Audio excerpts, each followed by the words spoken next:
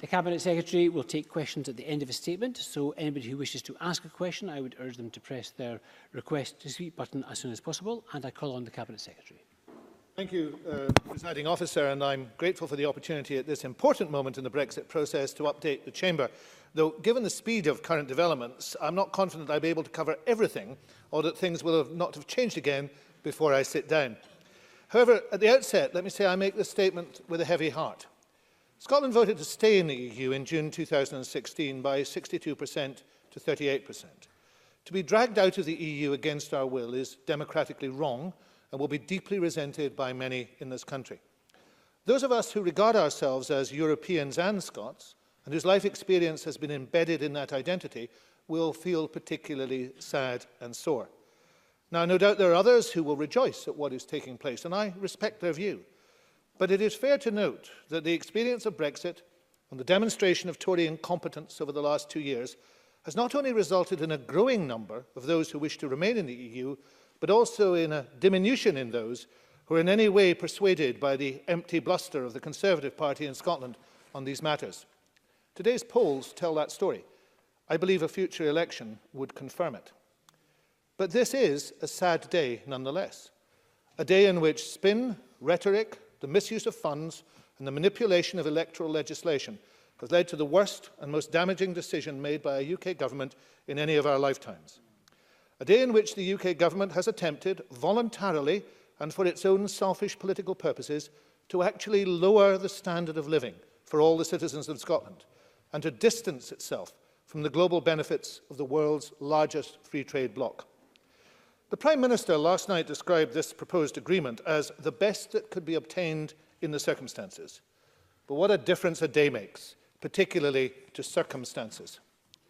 Her deal was the inevitable result of a series of self-imposed draconian red lines, the wish to turn her back on sensible cooperation across our continent, and the loose talk and empty rhetoric of her cabinet, who have shown contempt for evidence-based policymaking.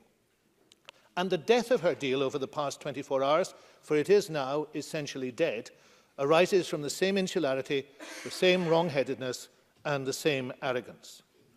She has only herself to blame for the appalling circumstances she has found herself in. Appalling circumstances not just for her, but for all of us on these islands.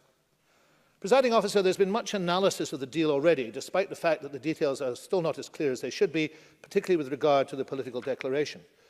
But briefly, this deal, first of all, maintains a form of customs union for a period of time for all of these islands.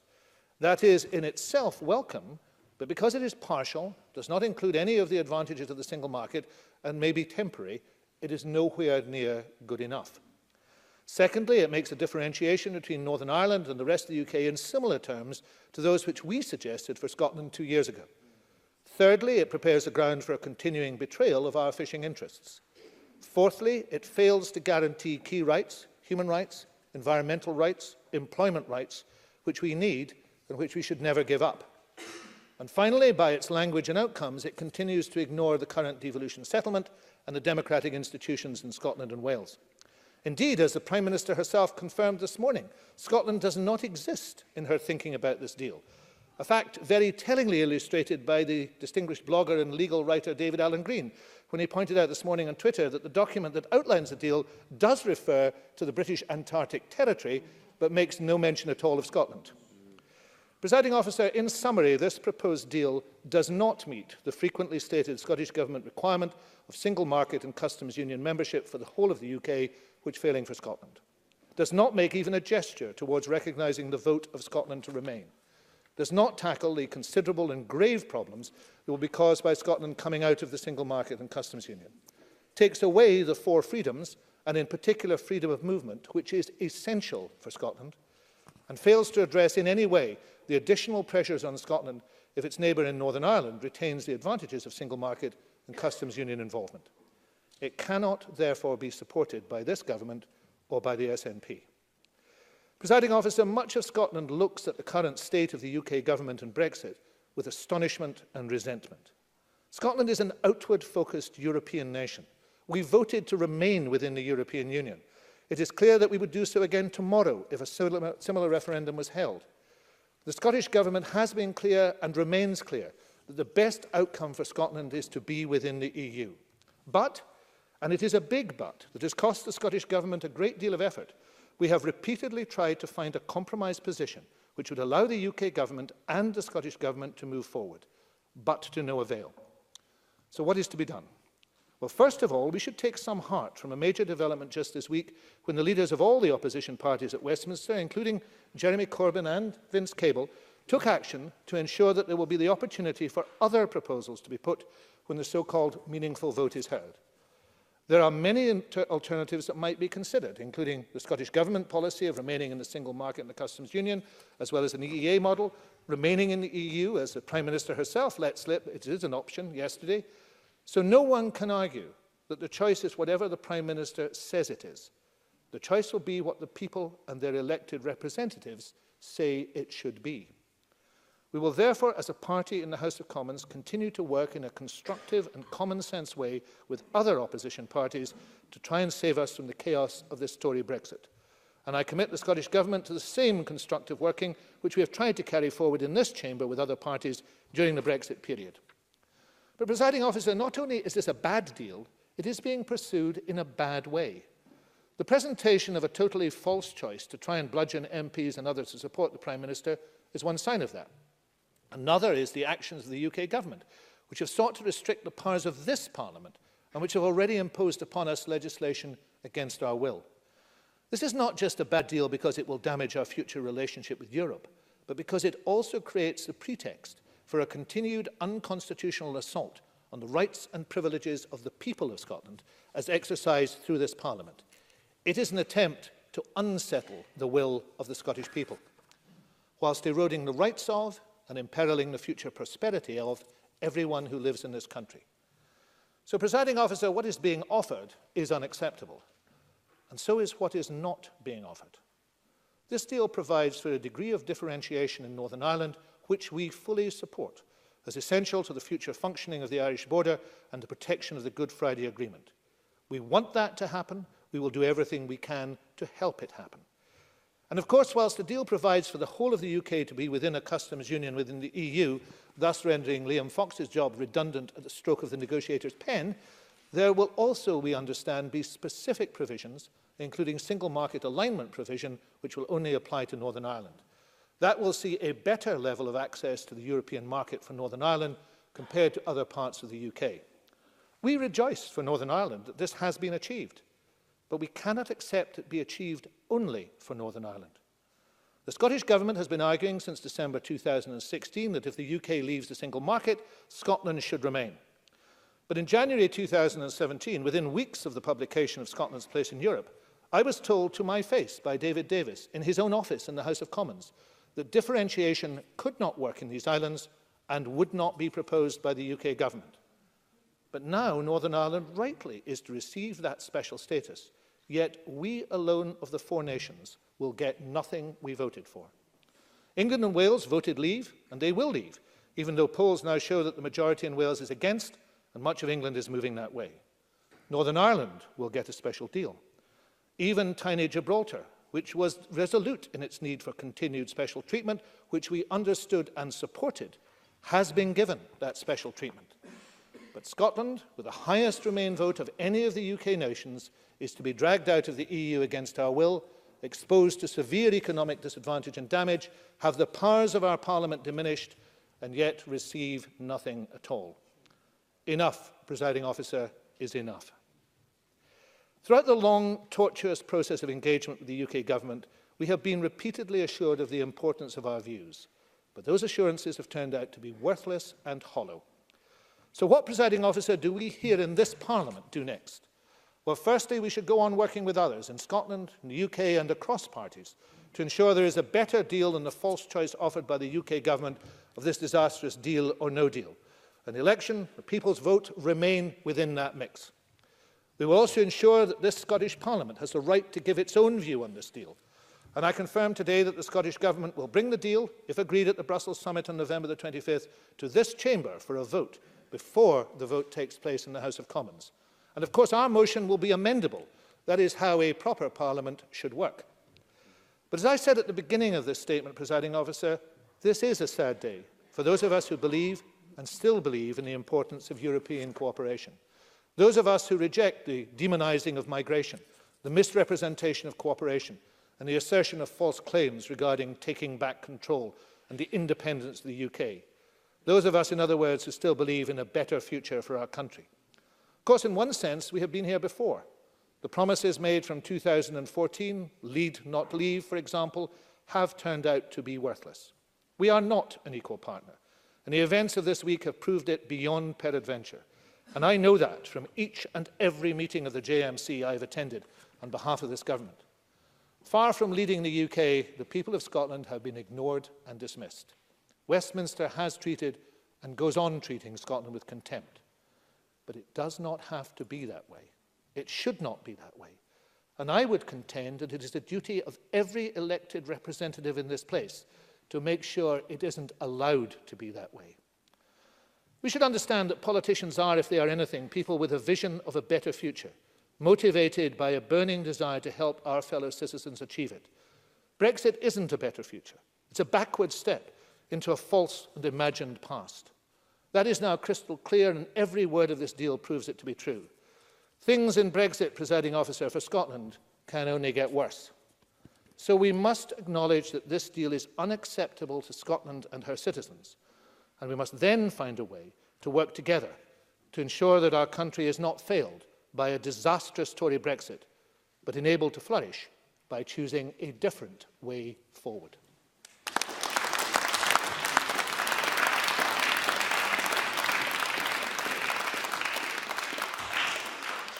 Thank you. We'll now move on to questions. Adam Tompkins to be followed by Neil Findlay. Thank you, Presiding Officer. This isn't a government statement from a serious minister. It's a cocktail of contrived grievance from someone who, even 2 years on, has never accommodated himself to the democratic will of the British people that we leave the European Union. Now, I voted Remain too, but the difference between Mike Russell and me is that I respect the result of referendums and he does not. Unlike some, I was not surprised by yesterday's events. I always thought that the Prime Minister would get a deal with Brussels. I have never advocated a no-deal Brexit, and I've never thought that that would be our fate. Presiding Officer, none of us knows whether yesterday's draft withdrawal agreement will survive intact. Getting a deal through a fractious House of Commons was always going to be more difficult than getting a deal with Brussels. And that task has not been made any easier by the sad and unnecessary cabinet resignations we have witnessed this morning. This deal is not perfect. It may or may not survive. And with regard to key elements of it, I myself would frankly reserve my judgment. What I do support, and this is what the Cabinet decided yesterday, is that it should now be subject to intense parliamentary and external scrutiny. So I don't rush to judgment, neither to celebrate every clause of its 585 pages, nor to condemn it out of hand, as the Minister just sought to do. Presiding Officer, I want to ask the Minister about differentiated deals. He wants a deal so differentiated that Scotland would remain in the European Single Market and Customs Union, even while the rest of Great Britain withdraws from both. Is it not the case that he wants that for the very reason that I am resolutely against it, namely that it would destroy the integrity of the United Kingdom, which Scotland voted to remain part of in 2014? Does the Minister not accept that the draft withdrawal agreement published yesterday contemplates nothing of this sort? Its detailed, lengthy and, yes, complex provisions on Northern Ireland are miles away from the SNP's disastrous proposals for an altogether different sort of Brexit. Cabinet Secretary. To address the substance of the question, no, I do not agree. It is quite obvious a reading of any of the documents indicates that there are huge similarities in terms of what is being proposed for Northern Ireland, and a negotiation that led to an implementation of some of the recommendations of Scotland's Place in Europe, which was published in December 2016, would allow for a sensible compromise. I think it's more likely that the precious union, I notice this word, the union has to have the word precious in front of it now for any Tory to talk about it, is more likely to be damaged in the long term and in extremist by the type of dogmatic approach that the Prime Minister has taken, and the completely out-of-touch approach we've heard from Mr Tompkins. Because I believe that on those Tory benches, I know actually, on those Tory benches, there are people who know how ridiculous and appalling this situation is now. There are sensible people who would support a sensible way forward, who could not in any way support what they see happening at Westminster, where the Tory party is literally falling to pieces before our eyes. And I do hope that perhaps some of those people might eventually step forward and say enough is enough, because that is essentially what I think they should do as representatives of the Scottish people, rather than as Conservatives. That will be their choice. But I don't believe that the tone of Adam Tompkins' question does anything other than portray the fact that he may well be one of those people who knows how wrong this is. Neil Findlay, to be followed by Ross Greer. Neil Findlay. Presiding Officer, in the last 24 hours, we've entered the end game in the 40-year-long civil war in the Tory party over Europe. 2.5 years after Brexit, the Brexit vote, were presented with a withdrawal agreement that fails to meet the tests Labour set, and we will not support this bad deal. We've always put Scotland first in this, and this is not a deal that meets Scotland's needs, or indeed the needs of other nations and regions of the UK, and it fails to respect devolution. It does not meet our demand for a permanent customs union arrangement. It fails to set out the collaborative and cooperative future with the EU that we want to see. It fails to provide equal access to the single market or guarantee that will not fall behind in workers' rights, consumer protection and protection of our environment. This cannot be a choice between a bad deal and a disastrous no deal. And the Cabinet Secretary said he will bring forward a motion to this Parliament. Will he work with me and others to ensure that that motion gathers the widest possible parliamentary support? He spoke of a differentiated border and customs arrangement for Scotland, and the First Minister has spoken about that too. Can I ask what work has been done in this? How will it work? What the impact would be? And will he publish the government's plans today? And in relation to Northern Ireland, it is a land border with the EU. We don't. It has a history of conflict. It is the Good Friday Agreement and the will of the people holding the peace. The circumstances there are completely different to Scotland, and nothing must undermine that peace. So does the Cabinet Secretary believe that creating a hard border between Scotland and our biggest market, the rest of the UK, would be in Scotland's interest? And finally, will he do now what the First Minister failed to do at question time, and that is call for an immediate general election so we can rid the country of this shambolic and arrogant Tory government? Cabinet Secretary. I think the First Minister was very clear about that. I mean, quite clearly, there are a range of options on the table, and the general election is one of those options. And, you know, if a general election takes place, I will be quite happy to campaign alongside my SNP colleagues, who will undoubtedly be taking seats from both of these parties. But, however, let's see if we can address some of those. First of all, on the question of publishing material, we published Scotland's Place in Europe in December 2016. It contains all that information. Absolutely contains all that information. And indeed, we have gone on publishing other volumes called Scotland Place in Europe, almost like a serial publication from the 19th century. I'm happy to go on doing so. That information is there. It is in the public domain. To move then in terms to Northern Ireland, of course, I entirely agree that peace is the absolute most important thing. And I indicated in my statement. Of course I did. But there are similarities in what could be done in terms of differentiation, which would benefit both sides. And that is what we are talking about, and that's what we want to put in place. And it does not include a hard border. Indeed, the whole purpose of the Northern Irish situation is not to have a hard border. Now, let's go to what we could actually bring us together on. I am happy to commit myself to work with Mr Findlay on the details of a motion to bring to this chamber and to ensure it has the widest possible support. I say that to everybody in this chamber, Mr Findlay, myself. I'm sure that the Greens will want to do so. I'm sure the Liberals will want to do so. And, you know, there is no joy in heaven greater than that of a sinner that repenteth. If the Tories wanted to take part in that, to produce an effective motion that showed that this Parliament would speak for Scotland against Brexit, then I'd welcome too. But as Mr Findlay has indicated, I won't get my hopes up for that actually happening. So as far as I'm concerned, we will take this forward as the parties in the House of Commons are. because I pointed out that Jeremy Corbyn and Vince Cable have signed with Ian Blackford, with Plaid and with the Greens a letter about what would take place, they hope to take place in the meaningful vote. And I continue to work very closely, and I want to make this point, with my colleague Mark Drakeford on these issues, and both of us were at the JMC on Tuesday, where, as usual, we received no illumination of any description. Ross Greer to be followed by Tavish Scott. Thank you, Presiding Officer. I welcome the Minister's statement today, and the Greens would, of course, be more than happy to work with the Labour Party and the Scottish Government to try and present as close as possible to a united voice from this Parliament on behalf of Scotland.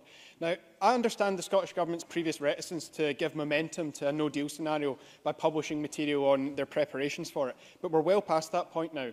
No deal is a very real threat now that the deal on the table, as the Minister has said, is almost certainly set to fall in the House of Commons. We still believe there are other options. We look forward to a ruling from the ECJ later this month or early next month on whether Article 50 can be revoked. But the Westminster Health Secretary apparently told the Cabinet last night he couldn't guarantee that people wouldn't die as a result of a no deal, given the near inevitability of medicine and other shortages. Given the serious and mounting concerns and the clear impact on areas of devolved responsibility, will the Scottish Government now publish in full its no deal preparatory work? Cabinet Secretary. Thank you for that question. I actually think the events of the last 24 hours have actually made no deal much less likely than it was. I think that it has concentrated minds. I think some of the work of people like the Health Secretary in England has been designed to egg this up, and in so doing have actually made it clear to almost everybody that it shouldn't happen. However, we are not going to let up on our own preparations. A very substantial amount of my time over the last period has been spent on no-deal issues. I expect to be in a position to come to this chamber with more information on that before Christmas, and I make an undertaking to do so, and I hope that will include publication of some information. But again, Ross Greer makes a very important point. We have to have a very careful judgment between whether we are egging that on and encouraging that and making people think it will happen, or whether we're actually providing reassurance. And I will always consider that to be the most important judgment. But I do give an undertaking that we will say more about this. Tavish Scott to be followed by Bruce Crawford. Thank you, Presiding Officer. The Deputy Political Editor of the BBC has just tweeted that Tory Minister tells me if Brexiteers vote down the deal, he and others will openly campaign for a second referendum and to stay in the EU. Given the changing position of public opinion that Mr Russell mentioned in his remarks, both in Wales and in parts of England, London, of course, voted to remain, will he get behind that cross-party growing momentum for a people's vote and endorse it here today? Cabinet Secretary. I mean, I have to say that I am behind it, remain behind it, and will be behind it, because that is the position that the SNP has taken. I mean, clearly, Tavish Scott and his colleague can't take yes for an answer, because they just don't want to take yes for an answer. We support the People's Vote campaign. That is clear. That is on the record. Now, you know, I hope in those circumstances that if that is one of the options that comes through this process and comes through the meaningful vote option, they will find that the SNP will support it. You may not wish us to do so, because clearly you're much happier, the Liberal Democrats are much happier, Presiding Officer, constantly asking the question, but I'll go on giving the same answer. Yes, we're behind it. We'll go on being behind it. It may well happen. Thank you. There's considerable interest in this subject, as members can imagine. At least 10 members wish to get in. I would urge everyone to be succinct. However, having said that, I am prepared to let the statement run on a little bit, which will have an impact on the afternoon's debate. Bruce Crawford to be followed by Donald Cameron. Thank you, Presiding Officer. A very short quote. There's undoubtedly a need for the devolved administrations to work with the UK Government to ensure we get a deal that reflects the needs of us all. Chiefly amongst this, our continued access to the single market. Protecting our trade with the EU will boost our economy, sustain jobs and help to fund vital public services. Not the words of the First Minister, not the words of the Cabinet Secretary, not even my words, but the words of the Tory leader, Ruth Davidson. Cabinet Secretary, I am the first to recognise that the circumstances of the Northern Ireland are different to those in Scotland. However, is it still not an entirely legitimate question to ask? If the single market access is good enough for Northern Ireland, why is it not good enough for Scotland? And do you agree with Ruth Davidson's comments? And what common cause can you have with these pragmatic and sensible Tories you think that exist in this chamber, as well as other parties, to fight for Scotland's interests? Cabinet Secretary. My friend Mr Crawford makes a very good and sound point, and of course we could extend it backwards in time to the role of Margaret Thatcher as essentially the key midwife for the single market coming into being, and her enthusiastic view of the single market. Now, the single market has developed and changed, and it has brought in more acceptable issues in terms of how employment and other conditions. But it is something that was and should be valued across this chamber. And what we've actually seen is a very strange set of circumstances where people who supported it and who knew that leaving the single market would be immensely damaging have been persuaded by the wind blowing from their party in Westminster to do a complete volte-face and to pretend that in many ways it doesn't matter.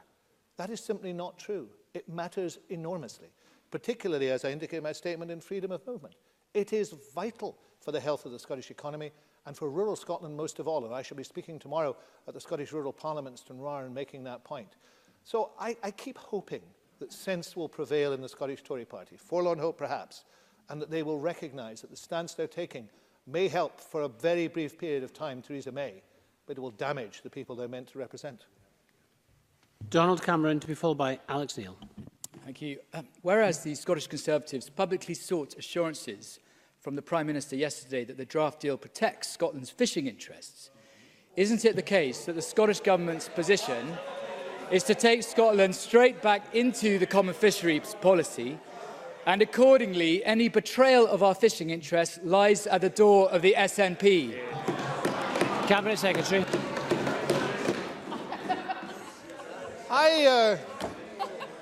Presiding Officer, I like and respect Donald Cameron, and that question is not worthy of him, because the reality of this situation, is this. The Conservative Party have been the enthusiastic supporters and implementers of the common fisheries policy since it started. The Scottish National Party has argued and will continue to argue for either, and I think I use the words of the manifesto, to scrap or radically reform the common fisheries policy. There has been a cruel hoax perpetrated on the fishing community in Scotland by the Scottish Conservatives. Yesterday's part of that was a piece of theatre to which they knew the answer, even though that answer was false. Because there is no doubt, reading the documents, that the years-long betrayal of the Scottish fishing industry will continue. And I hope Mr Cameron, on reflection, will realise that what he has said adds again to that betrayal. Alec Neil, to be followed by Claire Baker. Alec Neil. Thank you very much indeed, Presiding Officer. Can I, as someone who voted for Brexit, agree with the Cabinet Secretary that the draft withdrawal agreement is totally unacceptable. It is neither fish nor fowl, it's not in the EU and it's not out of the EU. And there is much wrong with this draft agreement, but none more so, despite what Donald Cameron says, than another Tory sellout in relation to the future of our fishing industry and our fishing communities, putting at risk again one of the most important industries in rural Scotland. Can I ask the Cabinet Secretary, when you actually read the document published last night, which obviously Donald Cameron has not, it is very clear. Not only is there no deal on fishing, Neil, please. there is no guarantee that the fishing industry will not be in the common fisheries policy. And does the Cabinet Secretary agree with me? If the Scottish Tories fail to deliver, every one of their MPs should have a moral responsibility to resign their seats if they do in the Scottish fishing industry for the second time. First time being Ted Teeth, second time being Theresa May. Cabinet Secretary. I want to make two, and I know time is short, I want to make two quick points about fishing. The first one is I agree that, of course, the 13 Scottish Conservatives should resign, but they're taking their lead, no doubt, from David Mundell, who clearly doesn't want to resign no matter what he promises. So I can't do anything other than say that would be the honourable thing for them to do. But let me just make a key point about fishing. I represent a number of fishing communities in Argyll and Bute. They're very different from the interests of fishing that are claimed elsewhere. The worry in Argyll and Bute amongst many fishermen is access to markets. It is access to markets for shellfish, for example. The proposals that Theresa May has on the table do not provide frictionless trade. They create circumstances in which that market access will become ever more difficult. Those are people whose livelihoods are directly threatened by what the Prime Minister is proposing. Those are fishermen and fisherwomen in Scotland who will look at this deal and realise that they are getting nothing, zilch, nada, from the Scottish Conservatives and the Conservatives south of the border. Claire Baker, to be followed by Joan McAlpine. Thank you. The Government's focus today is on arguing for a special deal, but the reality is, following the developments we've seen throughout today, the deal we are deliberating over is on the verge of collapse. But the deal before us does set out a differentiation for Northern Ireland.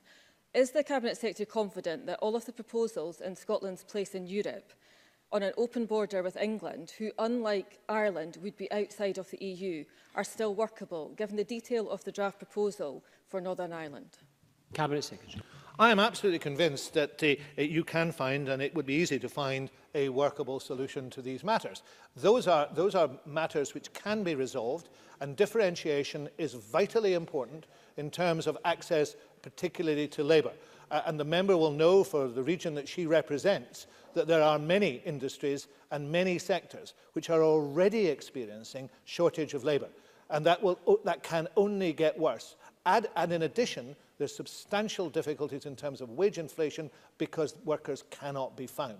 Now, in those circumstances, getting the right deal for Scotland would be actually not to leave the EU, but if a deal can be found in those circumstances, it can be found to work for Northern Ireland and for Scotland. Joan McAlpine, to be followed by Mark MacDonald. Thank you very much. In this deal, Northern Ireland, which voted Remain, is guaranteed a special deal to stay close to the EU. So where does the Cabinet Secretary see this leaving Scotland, which, despite having had the highest Remain vote of any UK nation, is being left high and dry with our democratic voice ignored? Cabinet Secretary. I would simply go back to the account of the conversation I gave with David Davis. There was a root and branch refusal to accept differentiation at the beginning of this process. When that became essential for Northern Ireland, there was a view from the Prime Minister, I suspect, because she controls everything or tries to control everything, there was a view from the Prime Minister that no ground should be given to Scotland. We know, in terms of the briefings that we now understood took place to say to the EU that nothing must be drafted that would assist Scotland, that there was essentially a negative, dog-in-the-manger attitude from the Prime Minister that's affected this. We continue to argue that another way is possible, and we will go on arguing that. Mark MacDonald, to be followed by Liam Kerr. The draft agreement appears to offer no guarantees on the future ability of the UK to be involved in European reference networks, which allow knowledge and expertise about rare diseases and work on treatment and cures to be shared across Europe. Now, I appreciate the many issues the Cabinet Secretary is wrestling with, but will he offer his support for the Genetic Alliance campaign to protect involvement in ERNs and undertake to raise this matter with the UK Government, given that for many people this could literally be a matter of life or death? Cabinet Secretary. The member makes a very good point. It is one of the issues which causes enormous concern, and of course there are many of them. If the member would like to write to me or come and see me and give me that information, perhaps with the organisation, I've seen the outline information, I will undertake to take it forward. On a general point, there are whole areas in this where, although issues may be referred to in passing, nothing is tied down. And the process of tying down this material and information will take years. The real problem that we now face, if anything like the Prime Minister's deal were to go forward, is that we would then be faced with an implementation period that would have to be renewed, and at any time during that we could see a collapse in talks, but also we will be in that limbo for a long period of time. None of that is necessary if we took a single market and customs union approach. Liam Kerr, to be followed by Ruth Maguire. Thank you, Presiding Officer. In December 2016, Michael Russell stated that membership of the single market is, and I quote, clearly not going to happen. What's changed? Cabinet Secretary. Well, the member would have to remind me of the exact context of that. Unlike Mr. Kerr, I don't go and try and scrape through my previous speeches trying to quote me out of context. Membership of the single market and customs union is essential. It is absolutely essential. We have said so. We have said so from the beginning, and we have had the backing of the Scottish Conservatives. We've had the backing of Ruth Davidson. We've had the backing even of Adam Tompkins in that matter. So in all those circumstances, I say today, as I have said last year and will continue to say, we need to be in the single market. That is it. Ruth Maguire, to be followed by Pauline McNeill. Thank you, Presiding Officer. What's been announced is an agreement on the UK's withdrawal from the EU. The long-term relationship is yet to be agreed. Indeed, the political declaration detailing this is only 7 pages long and provides no firm commitments to the nature of the future economic relationship. Does the Cabinet Secretary agree that the risk of a blind Brexit is now a very real one? Cabinet Secretary. It is true that the blindfold aspect of this, which has been much discussed in recent months, has not diminished. There is an expectation that we might see more of the political declaration next week. But of course, the political declaration is not legally binding. The exit agreement would be legally binding. The political declaration is aspirational. And then you have the immensely detailed negotiations that have to build upon that to get the final relationship. That will take a great deal of time. I think we will know more when we see the full political declaration, but I think there will be aspects of this if it were to go ahead in the way that Theresa May wants it to go ahead, and I think that's highly unlikely given where the House of Commons has shown itself to be today. But if they were to go ahead, then there would be whole areas of which we knew absolutely nothing, and we would have no purchase and no heft in negotiations. Polly McNeill to be followed by Annabel Ewing.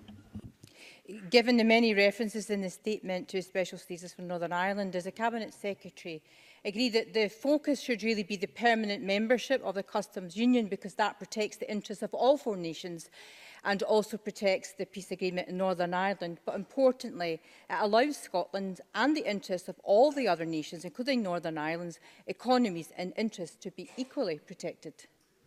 Cabinet Secretary. I agree with the member that an agreement from the UK to stay permanently in the Customs Union would be a big step forward. It would not, in my view, give us enough in terms of the single market issues, but of course the single market can build upon a customs union, and if there was an intention to do so, that would also be a step forward. Of course, we don't have anything like that at the present moment. So I am preparing myself for all sorts of eventualities, but one of them has to be to say that if this were to happen and that Northern Ireland were in that position, then Scotland would have to be in the same position as Northern Ireland in order, for 2 reasons. One is because we would find it necessary, but the second reason is it would be very difficult for us to compete with Northern Ireland. For example, in terms of European investment, in terms of European workers, we would simply not have a level playing field. But I agree with her, the best solution of all is for the whole of these islands to stay in the EU. That would be a much, much more sensible decision. Bending that, then the decision you move from that, you need to move as little as possible from that, and staying permanent in the customs union is not as bad as some of the things that Theresa May is proposing. Annabel Ewing. Presiding Officer, no mention of Scotland in the 585-page Brexit document, no briefing for the Scottish Government. What happened to the 2014 treaty, lead us, don't leave us? Cabinet Secretary, is it not just the case that the so-called respect agenda simply does not exist? Cabinet Secretary. I think the member is correct. I made that point in my statement. I think it is a sham, a complete sham now. And I noticed when she was asking a question, there were mutterings from the Scottish Conservative front bench. They don't want to confront the reality of this, that the arguments that they put forward in 2014 turn out to be completely and utterly untrue. They were, in other words, Presiding Officer, a lie. I'd urge caution about using such language in this chamber. That concludes our statement on the UK-EU withdrawal.